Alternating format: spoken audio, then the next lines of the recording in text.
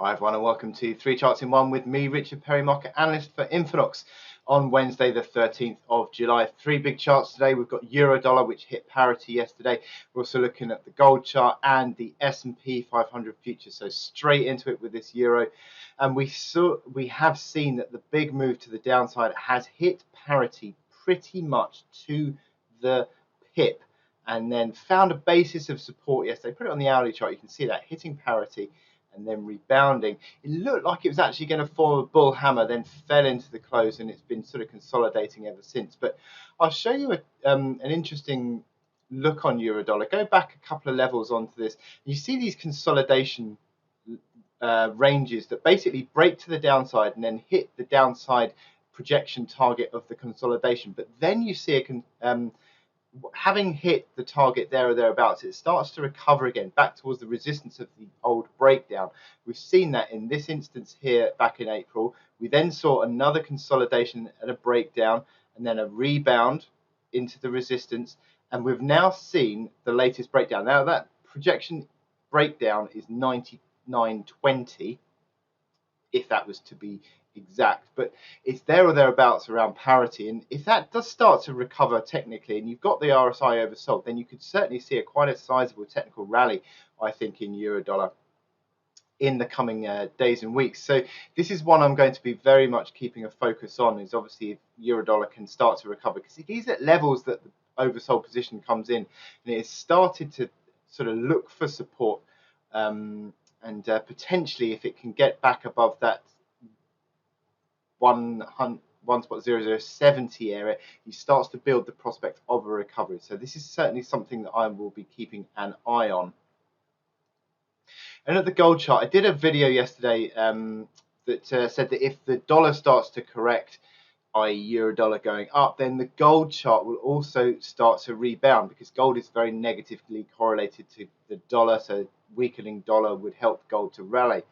However, gold is falling still and it's under pressure. It's 1720 was the next level of support. If I go out on the weekly chart, you can see that was a weekly low, 1722 actually, sorry, 1721.22 from September 21. So there is this possibility of support coming in, but gold is oversold. It's in the mid-20s on that RSI, so it is due a technical rally, but just at the moment it really is still struggling. That RSI, and even on the 4-hour chart, it's just drifting over. It's still negatively configured. It's still selling into strength on intraday moves. So it's got a lot to do to start to recover. And obviously the first resistance we've got is around that 1744 mark of yesterday's rebound high.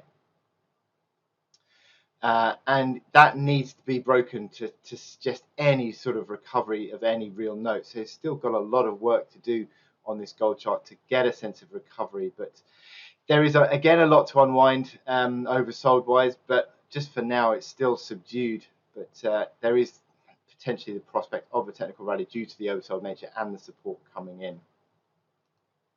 And finally, S&P futures. Well, I've got this big downtrend that S&P 500 has played out for the last sort of 3 to 4 months, but there is this recovery uptrend, and it's interesting. In the last few weeks, we've seen that. We've seen that the S&P 500 futures is starting to look better on momentum. It's hitting that 50 area on RSI. Now, this is an important move. In the last couple of days, it's fallen over 2 negative candles. The reaction now to this dip lower, if it can start to form support around this uptrend and form another higher low, it does improve certainly the prospects of recovery. Now, you've got this resistance in the band. The band that started with this gap breakdown at 38.75 and then up towards 39.50, so there's 75 ticks worth of resistance that also takes into consideration this downtrend as well, and also the 55-day moving average. So a big band of resistance overhead, but it needs to get through that. Also needs to get back above 55 on that RSI. If that can happen, then that would again be a signal of intent. And if the uptrend can hold, again, a signal of intent. So this is a really important moment for S&P futures. after those two negative candles, can it start to now build again? You've got the support of overnight, which comes in at 38.04. Again, that's around that uptrend, so that will be an important level to look out for today. 3800 really. If it trades in the 37s, then you're breaking the uptrend and you're starting to come back towards this support at 37.40 again. So I wish you good luck in your trading today, and I will speak to you next time. Thank you very much.